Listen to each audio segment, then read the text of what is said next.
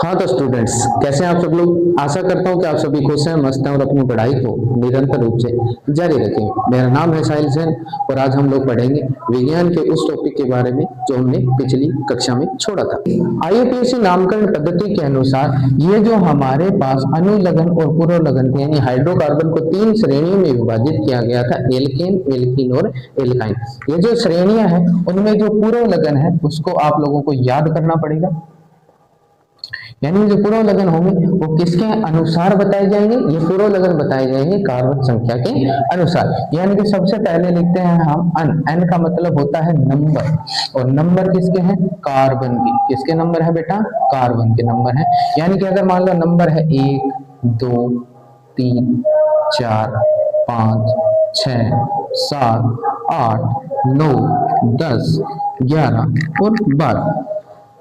अब कह दिया जाए सर एक का मतलब क्या है, कार्बन संख्या कितनी है, एक, कार्बन संख्या 2, 3 का मतलब कार्बन संख्या 3, 4 का कार्बन संख्या 4, एन का मान अगर 5 आ रहा है तो कार्बन संख्या 5, 6 7 8 9 10 11 और 12। अब इनका पुरोलग्न क्या होगा, इनका जो पुरोलग्न होगा वो होगा यदि कार्बन संख्या 1 है, एन का मान कितना है 1। अब बात आती है कि सर एन क्यों ले रहे हो, एन भी ले रहे हैं, ये भी आपको बताऊंगा कि एन हम लोग क्यों ले रहे हैं।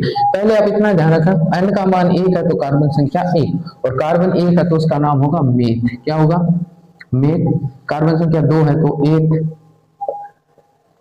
Prop, but, pent, hex, hept, oct, non, dec, undec, dodec. इस प्रकार से क्या लिए जाएंगे, पुरोलग्न। अगर कार्बन संख्या 1 है तो आपका जो पुरोलग्न होगा वो क्या होगा, मेथ। 2 है तो एथ, 3 है तो प्रोप, 4 है तो ब्यूट, 5 है तो पेंट, 6 है तो हेक्स, 7 है तो हेप्ट, 8 है तो ओक्ट, 9 है तो नोन और 10 है तो टेक। समझे कि नहीं समझे। अब बात आती है सर ये पुरोलग्न तो आपने दे दी, अनुलग्न क्या क्या लिए जाएंगे, अनुलग्न लिए जाएंगे बेटा श्रेणी के अनुसार। किसके अनुसार, श्रेणी के अनुसार। यदि आपके पास कितनी श्रेणियां बताई थी मैंने आप लोगों को, 3। कितनी श्रेणियां बताई है मैंने, 3। कितनी श्रेणी, 3। पहली कौन सी श्रेणी थी, हाइड्रोकार्बन के अनुसार कितनी श्रेणियां थी, 3, एल्कीन, एल्कीन और एल्काइन, एल्केन, एल्कीन और एल्काइन। अब अनुलग्न की यदि बात आएगी तो हमेशा ध्यान रखना, अगर वो एल्केन श्रेणी का है तो अनुलग्न क्या बन जाएगा बेटा, अनुलग्न बन जाएगा एन, और एल्कीन का है तो इन, और एल्काइन का है तो आइन। यहां तक समझ में आया क्या, समझ में आ गया होगा। यानी कि 3 श्रेणियां हैं, एल्केन, एल्कीन और एल्काइन। एल्केन श्रेणी का अनुलग्न एन, एल्कीन का इन और एल्काइन का आइन। समझ गए क्या।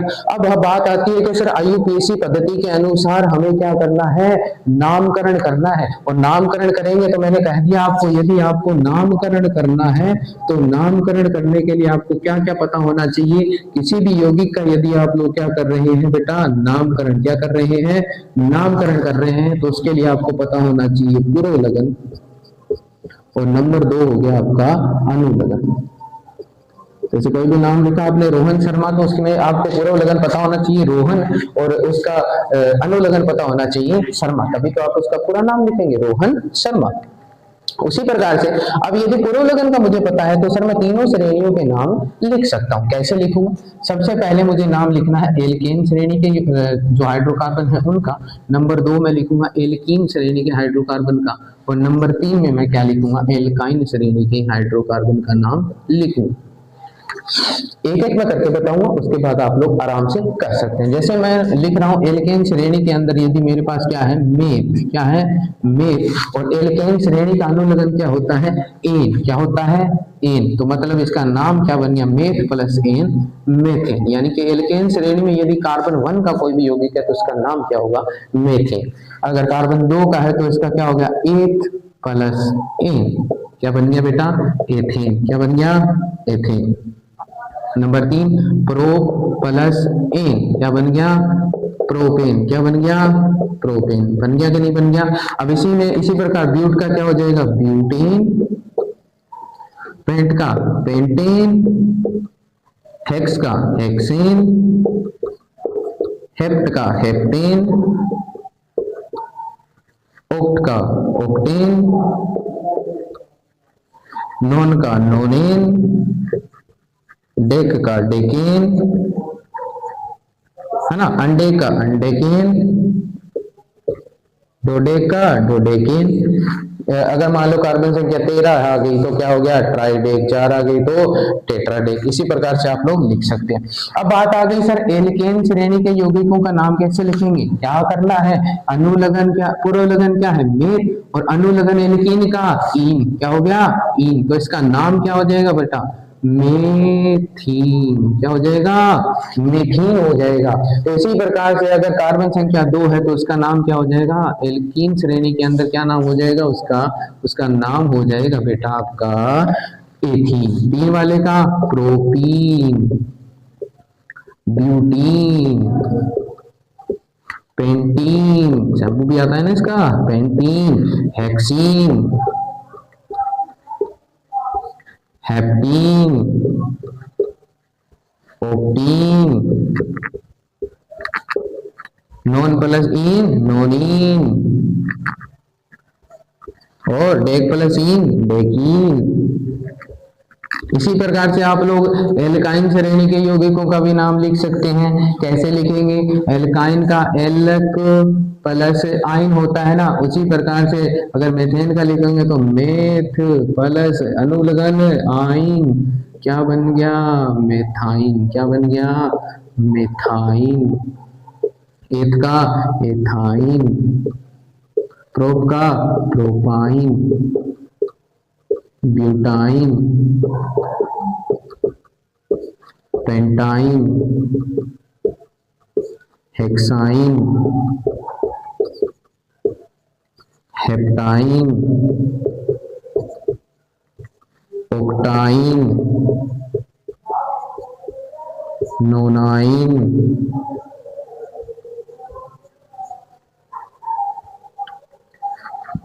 और डेकाइन। यहां तक समझे कि नहीं समझे। इसी प्रकार से आप लोग एल्केन श्रेणी के हाइड्रोकार्बन का नाम भी लिख सकते हैं, एल्कीन के हाइड्रोकार्बन का नाम भी लिख सकते हैं, और एल्काइन के हाइड्रोकार्बन का नाम भी लिख सकते हैं। ये बात आती है कि हम किस प्रकार आईयूपीएसी पद्धति द्वारा नामकरण करेंगे। अब इस आईयूपीएसी नामकरण के अंदर सबसे पहले तो आ जाता है हमारे हाइड्रोकार्बन यौगिकों की जो तीनों श्रेणियां हैं उनके यौगिक हाइड्रोकार्बन का नाम लिखना। एल्केन श्रेणी के हाइड्रोकार्बन का नाम कैसे लिखा जाता है, meth plus ane methane, ethane, propane, butane, pentane, hexane, heptane, octane, nonane और डेकेन। इसी प्रकार से एल्केन श्रेणी के हाइड्रोकार्बन का नाम भी लिख देंगे। और क्या बात आती है कि सर हम लोग किस प्रकार से एल्काइन श्रेणी के हाइड्रोकार्बन का नाम लिखेंगे। ये तो बात आ गई नाम, इसकी बात आ गई नाम की। नाम के बाद में बात आएगी बेटा कि ये जो श्रेणियां हैं सर, इन सभी श्रेणियों में ये जो नाम आपने लिखे इनके कोई अणुसूत्र भी तो होंगे, इनके कोई अणुसूत्र भी तो होंगे। हाँ, इनके अणुसूत्र भी होते हैं, और अणुसूत्रों के लिए आप लोगों को 3 सूत्र याद करने पड़ेंगे। कितने सूत्र याद करने पड़ेंगे, 3 सूत्र याद करने पड़ेंगे। और आप तीनों की तीनों श्रेणियों का क्या लिख सकते हैं आप लोग नाम, इन तीनों की तीनों श्रेणियों के अणुसूत्र आप बना सकते हैं। सबसे पहली बात आती है एल्केन श्रेणी के जो आपके हाइड्रोकार्बन है उसके लिए आपको क्या सूत्र याद करना पड़ेगा। तो एल्केन श्रेणी के अणुसूत्रों का जो सूत्र होता है वो क्या आता है, CnH2n+2। आपको सवाल ऐसे भी पूछा जा सकता है कि एल्केन श्रेणी का सामान्य सूत्र बताइए। तो एल्केन श्रेणी का सामान्य सूत्र क्या होता है, CnH2n+2। एल्कीन श्रेणी का जो सामान्य सूत्र होता है वो क्या होता है, CnH2n। और एल्काइन श्रेणी का जो सामान्य सूत्र होता है वो क्या होता है, CnH2n-2।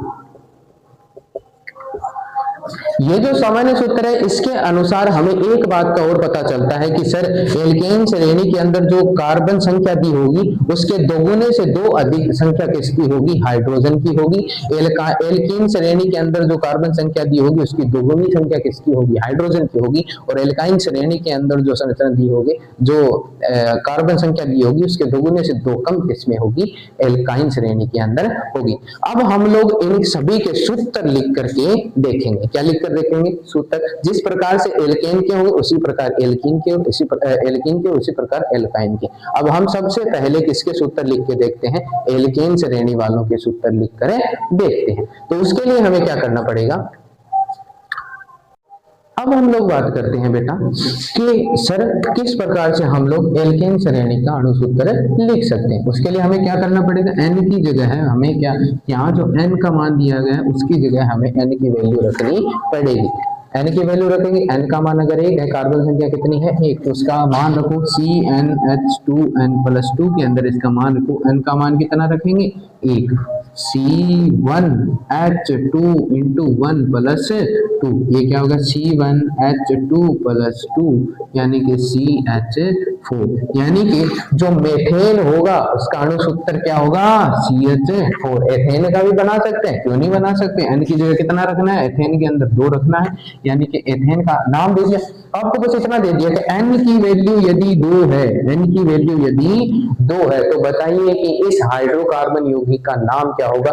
यदि ये हाइड्रोकार्बन कौन सी श्रेणी का है, एल्केन श्रेणी का। कौन सी श्रेणी का, एल्केन। अब नाम और अणुसूत्र दोनों पूछ लिए। नाम पूछा, नाम तो मुझे पता है सर एल्केन श्रेणी का n बराबर 2, n बराबर 2 है, यानी कि कार्बन संख्या कितनी है 2 है, यानी कार्बन कितने हैं 2, और कार्बन जब 2 होते हैं तो पूरा लगन क्या लगता है 1 लगता है, पूरा लगन क्या लगता है 1 लगता है। और एल्केन श्रेणी का है तो अनुलगन क्या लग जाएगा, एन लग जाएगा। नाम क्या बन गया इसका, एथेन। नाम क्या बन गया बेटा इसका, एथेन। अब बात आती है इसका अणुसूत्र। अणुसूत्र के लिए एल्केन श्रेणी का अणुसूत्र CnH2n+2, n का मान 2 रखो, CnH2n+2 के अंदर n का मान 2 रखो, C2H2 into 2 plus 2 बराबर C2H4+2 बराबर C2H6। देखो जो बात मैंने शुरू में बताई थी कि इसके ये जो एल्केन श्रेणी के हाइड्रोकार्बन होंगे उनमें कार्बन संख्या के दोगुने से 2 अधिक क्या होंगे हमारे पास है, हाइड्रोजन होंगे। ये हो गया ना। अब मैंने कह दिया कि आप लोगों को नाम लिखना है ब्यूटेन का, सीधी सी बात है प्रोपेन का तो C3H 3 2 6 और 2 8। अब मैंने कहा कि ब्यूटेन का लिखो, पता चल गया कार्बन संख्या 4 और इसके दोगुने से 2 अधिक, C4H 10, C5H 12, C6H 14, C7H 16, C8H 18, C9H 20 और C10H 22। इस प्रकार से नाम अणुसूत्र आप लोग लिख सकते हैं।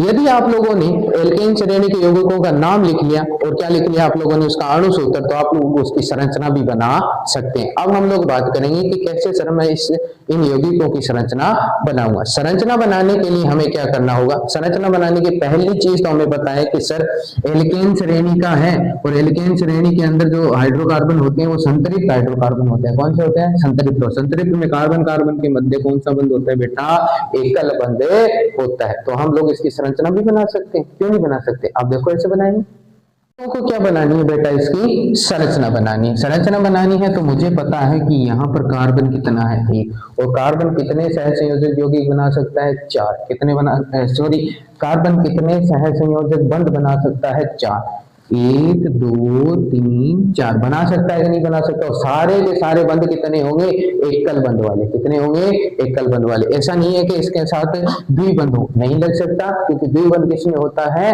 एल्कीन श्रेणी में, और त्रिबंध एल्काइन श्रेणी में।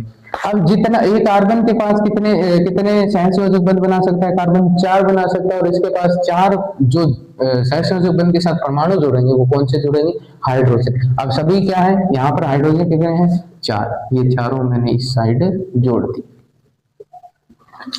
और मान लो आपको यहीं पर कहने कि इसकी इलेक्ट्रॉन बिंदु संरचना बनाओ। अब इलेक्ट्रॉन बिंदु संरचना वाला कंसेप्ट हमारा क्या है, कार्बन है। ये क्या है, कार्बन। कार्बन के पास कितने हैं अंतिम कोश में परमाणु कितने हैं, सॉरी इलेक्ट्रॉन कितने हैं, 4 है, और इसके साथ क्या जुड़ेगा, हाइड्रोजन, और हाइड्रोजन के अंतिम कोश में कितने होते हैं, 1, और इसे अपने अंतिम कोश में कितने करने पड़ेंगे, कम से कम 2। इसके लिए हाइड्रोजन क्या करेगा, यहाँ पर अपना क्या बना लेगा, बंध बना लेगा, और एक इलेक्ट्रॉन इसको देगा, जैसे ही देगा तो यहाँ पर क्या बन गया, एकल बंध बन गया, बन गया कि नहीं बन गया, बन गया कि नहीं बन गया, बन गया, है ना।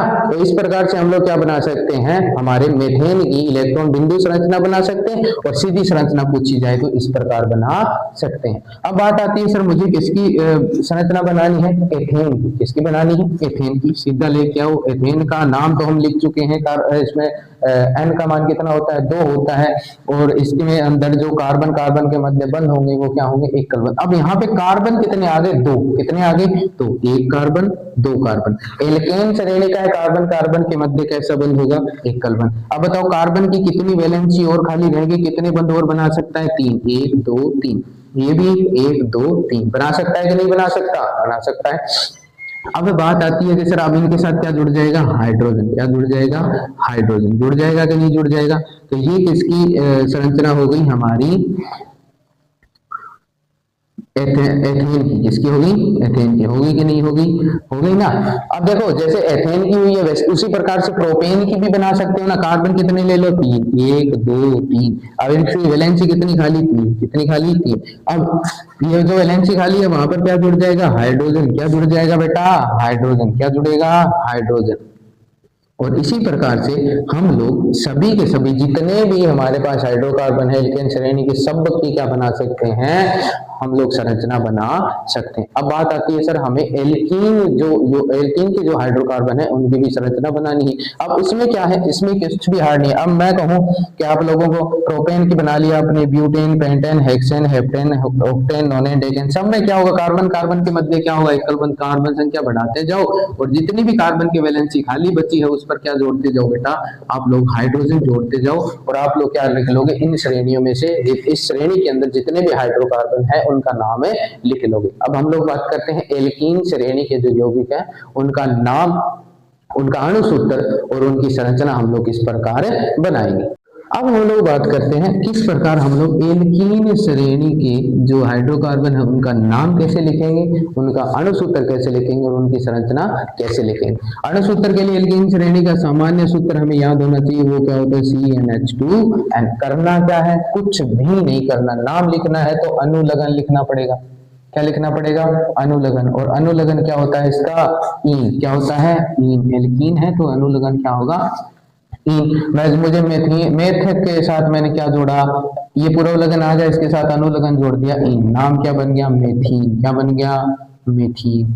इसी प्रकार से इसका क्या हो जाएगा, एथीन। इसका क्या हो जाएगा, प्रोपीन। इसका क्या हो जाएगा, ब्यूटीन, है ना। इसी प्रकार से हम लोग सभी हाइड्रोकार्बन के नाम लिख लेंगे। लिख लेंगे तो नहीं लिख लेंगे। इसी प्रकार से सभी हाइड्रोकार्बन के नाम पेंटीन, हेक्सीन, हेप्टीन, ऑक्टीन, नोनीन, डेकीन, हम लोग इनका नाम लिख सकते हैं। अब बात आती है सर इनका अणुसूत्र किस प्रकार लिखेंगे। तो अणुसूत्र के लिए हमें सूत्र के बारे में पता होना चाहिए। सामान्य सूत्र एल्कीन श्रेणी का क्या होता है, CnH2n होता है। अब हमें क्या करना है, n की वैल्यू रखनी है C1 के लिए, n की वैल्यू 1 के लिए। इस ये जो मेथीन है इसके लिए n का मान कितना है, 1 है। तो ये वैल्यू यदि हम इसमें रखेंगे तो C1H2 × 1 रख देंगे। इसका नाम क्या बन गया, CH2। क्या बन गया, CH2। अब बात आती है सर कि यहाँ पर आपने CH2 लिख दिया, तो इसकी जब मैं संरचना बनाऊंगा तब कैसे बनेगी। संरचना बनानी है तो हमें पता चलेगा ये जो कार्बन है ना इसके साथ एल्कीन श्रेणी में क्या जुड़ा होगा, द्विबंध। क्या जुड़ा होगा, द्विबंध। कितनी वैलेंसी खाली बच गई अब कार्बन की, 2। कितनी और बच गई, तो 2 तो इसके साथ आ गई, 2 और बच गई, वो क्या होगी, इस प्रकार से हम लोग उसमें क्या जोड़ देंगे बेटा, हाइड्रोजन जोड़े देंगे। समझ गए क्या। अब बात आती है सर नहीं हमें एथीन का बताओ, एथीन का अणुसूत्र कैसे बनाओगे, इसी प्रकार से वैल्यू पुट करो इस अणुसूत्र, इस सामान्य सूत्र के अंदर। तो C2H2 × 2 बराबर C2H4 होगा कि नहीं होगा। अब इसका यदि मुझे क्या बनाना है, इसकी संरचना बनानी है। किसकी संरचना बनानी है, एथीन की। किसकी बनानी है, एथीन की। तो कार्बन और कार्बन है, कार्बन कितने हैं इसमें, 2 है। और कार्बन कार्बन के मध्य मैंने बताया है एल्कीन श्रेणी में क्या होता है, द्विबंध। ये मैंने रख दिया। अब इस कार्बन की कितनी वैलेंसी खाली? 2। इसकी कितनी खाली? 2। सभी जो वैलेंसी खाली बची उस पे क्या जोड़ दो? हाइड्रोजन। और अणु सूत्र से पता चल रहा है कि हाइड्रोजन तो कितने जोड़ने हैं? 4 ही जोड़ने हैं। इस प्रकार से इसकी संरचना बना सकते हो।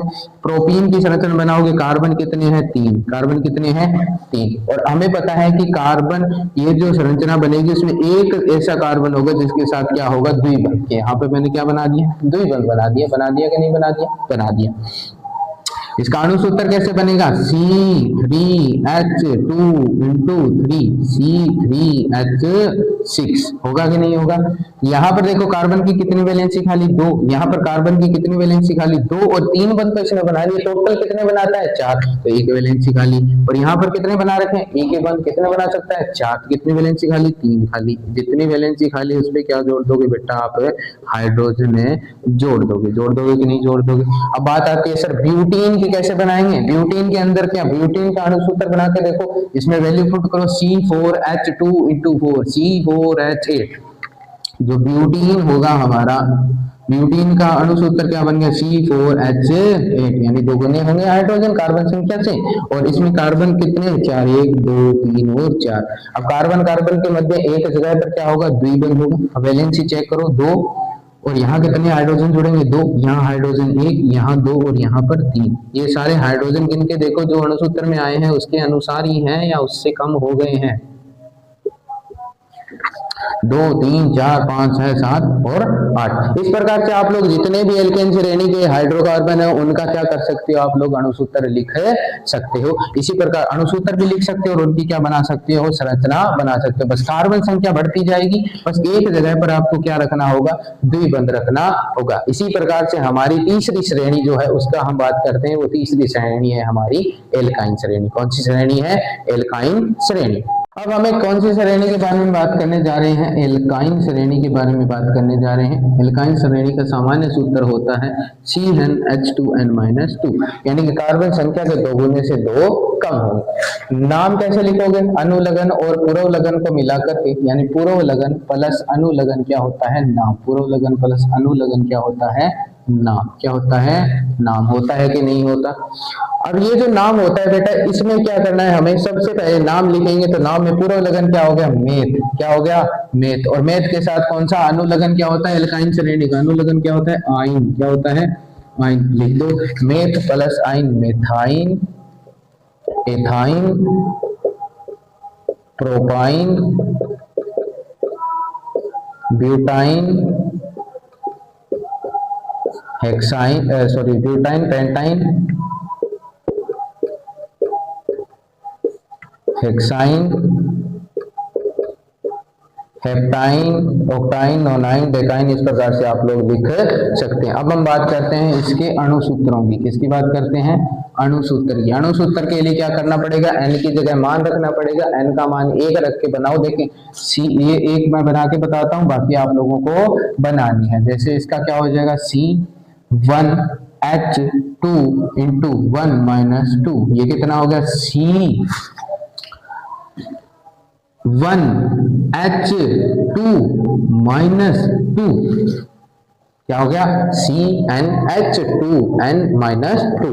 यहाँ पर क्या हो गया? कार्बन कितना है? 1। कितना है कार्बन? 1। हाइड्रोजन कितने हो गए? 2। 2 में से 1 कितना बच गया? CH0। क्या बच गया? CH0। अब बात आती है सर CH0 कैसे हो जाएगा? इसमें क्या होता है बेटा? इसमें मान लो कार्बन किसी के साथ जुड़ा हुआ है और कार्बन के साथ कौन सा बंध होता है? त्रिबंध। क्या होता है कार्बन के साथ?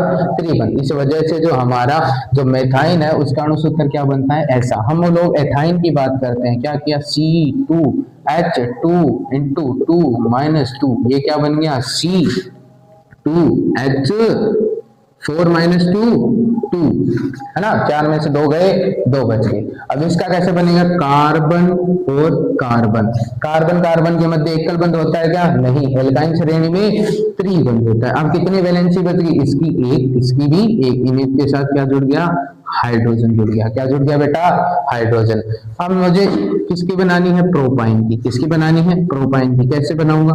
प्रोपाइन का अणुसूत्र लिखूंगा। सबसे पहले क्या लिखूंगा? प्रोपाइन का अणुसूत्र। अणुसूत्र यदि मुझे प्रोपाइन का लिखना है तो उसके लिए मुझे क्या करना पड़ेगा? इसी अणुसूत्र में क्या करनी पड़ेगी? मुझे वैल्यू पुट करनी पड़ेगी। तो मैं आपके लिए इन सभी चीजों को एक बार लिख देता हूं और उसके बाद में हम लोग इसकी क्या देख लेंगे? अणुसूत्र आप बनाना आप सीख गए होंगे।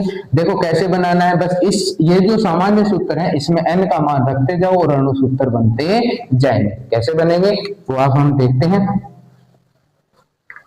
इस प्रकार से बेटा लिखे जाएंगे एल्काइन श्रेणी के अणुसूत्र। अब हम बात करते हैं इनकी संरचना कैसे होगी। इसकी संरचना कैसे होगी? इस प्रकार से होगी। इसकी कैसे होगी? कार्बन कार्बन के मध्य क्या लगाओ? त्रिबंध लगाओ। बाकी जितनी वैलेंसी बच गई कार्बन की, इस पे क्या जोड़ो? हाइड्रोजन। यहाँ पर कार्बन कितने हैं? 3 है। एक कार्बन पे क्या लगेगा? त्रिबंध। यहाँ पर क्या जोड़ो? हाइड्रोजन। इसकी वैलेंसी कोई खाली है क्या? नहीं है, तो इस पे कोई हाइड्रोजन लगेगा क्या? नहीं लगेगा। इसकी कितनी वैलेंसी खाली है? 3, तो इस पे क्या जोड़ दोगे आप लोग? हाइड्रोजन। इसी प्रकार से कार्बन यदि 4 है तो उसमें भी इस प्रकार से बनाया जाएगा। कार्बन 5 है तो 5 में इस प्रकार से बनाया जाएगा। 6 में भी इस प्रकार से बनाया जाएगा। 7 में इस प्रकार से बनाया जाएगा। इस प्रकार से आप लोग बस कार्बन की संख्या बढ़ाते जाइए और क्या जोड़ते जाइए। एक कहीं भी किन्हीं भी 2 कार्बन के बीच में आपको क्या लगा देना है? त्रिबंध। जहां त्रिबंध लगा लिखा मिले समझ जाना वो कौन सी श्रेणी का है? एल्काइन। जितनी वैलेंसियां बच गई उन पे क्या जोड़ते जाओगे आप लोग? हाइड्रोजन जोड़ते जाओगे। इस प्रकार से हम लोग क्या करेंगे? एल्केन, एल्कीन और एल्काइन श्रेणी के जो भी यौगिक हैं उनके क्या कर सकते हैं हम लोग? अणुसूत्र बना सकते हैं, उनकी संरचना बना सकते हैं। और इनकी संरचना मान लो आपको नाम दे दिया गया कि एथाइन नाम दे दिया, एथाइन दे दिया तो एथाइन नाम देते ही समझ जाना एथाइन। एथाइन यानी एथ प्लस आइन। एथ प्लस आइन। एथ का मतलब क्या हो गया?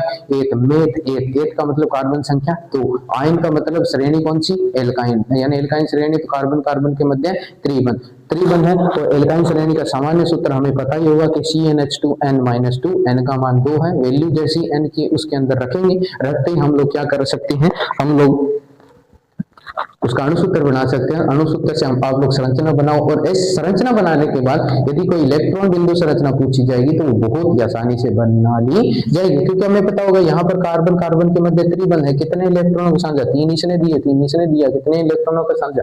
6 इलेक्ट्रॉनों का साझा हो गया ना। यानी कार्बन के पास 3 इलेक्ट्रॉन इसने दे दी। अब बची कितनी वैलेंसी? यहाँ पर कितनी वैलेंसी बच गई है कार्बन की? सिर्फ और सिर्फ 1 वैलेंसी। कितनी वैलेंसी बची है? सिर्फ और सिर्फ 1 वैलेंसी। उसके साथ क्या जुड़ जाएगा? हाइड्रोजन। यहाँ पर हाइड्रोजन जुड़ेगा क्या? नहीं सर, यहाँ पर हाइड्रोजन नहीं जुड़ेगा। यहाँ पर 2 हाइड्रोजन जुड़ेंगे। यहाँ पर कितने हाइड्रोजन जुड़ गए? 3 हाइड्रोजन। इस प्रकार इलेक्ट्रॉन बिंदु संरचना और एल्कीन, एल्कीन और एल्काइन श्रेणी के तीनों जितने भी हमारे हाइड्रोकार्बन होंगे, कार्बन संख्या 10 तक, उनका हम नाम लिख सकते हैं, उनका हम अणुसूत्र बना सकते हैं और उनकी हम लोग संरचना बना सकते हैं। अब हमारे जो बचे हैं वो एक तो हमारी बच गई है बल्य संरचना के बारे में, क्योंकि ये जो संरचनाएं हैं खुली संरचनाएं हैं। कैसी संरचनाएं हैं? खुली संरचनाएं हैं। और यदि इन संरचनाओं में पहला और अंतिम कार्बन यदि हम लोग साथ में मिला देंगे, उनके पहले और अंतिम कार्बन के मध्य बंध बना देंगे तो वो संरचना हो जाएगी बंध संरचना। तो बंध संरचना के बारे में और प्रकार्यात्मक समूह के बारे में हम लोग पढ़ेंगे अपनी अगली कक्षा में। तथा जितने भी जो प्रकार्यात्मक समूह जुड़ने के बाद ये जो हाइड्रोकार्बन बने हैं इनका नामकरण हम कैसे करेंगे, ये वाली चीज भी हम लोग अपनी अगली वीडियो में पढ़ेंगे। आज की वीडियो में हम लोगों ने, आज की जो वीडियो है उसमें हम लोगों ने जितनी भी श्रेणियां थी, तीनों श्रेणियां, उनके बारे में बात कर ली है। अगली वीडियो में हम लोग प्रकार्यात्मक समूह के बारे में और वलय संरचना के बारे में बात करेंगे तथा हम लोग बात करेंगे कि जो हमें हाइड्रोकार्बन दिए गए हैं उनके साथ समूह जुड़ने के बाद उनका नामकरण किस प्रकार से होगा। आज की वीडियो में बस इतना ही। आशा करता हूं कि आप लोगों को मेरी वीडियो अच्छी लगी होगी। जितने भी कंसेप्ट मैंने बताए हैं वो आप लोगों को बेहतर समझ में आए होंगे। और यदि आप लोगों को मेरी वीडियो अच्छी लगी है तो इसको लाइक करें, हमारे चैनल को सब्सक्राइब करें और किसी भी जानकारी के लिए यदि आप लोगों को किसी भी चीज में डाउट रहता है तो आप उसको वीडियो के नीचे कमेंट कर दें, ताकि अगली वीडियो में हम लोग उस डाउट के बारे में चर्चा कर लें। आज के लिए बस इतना ही। धन्यवाद।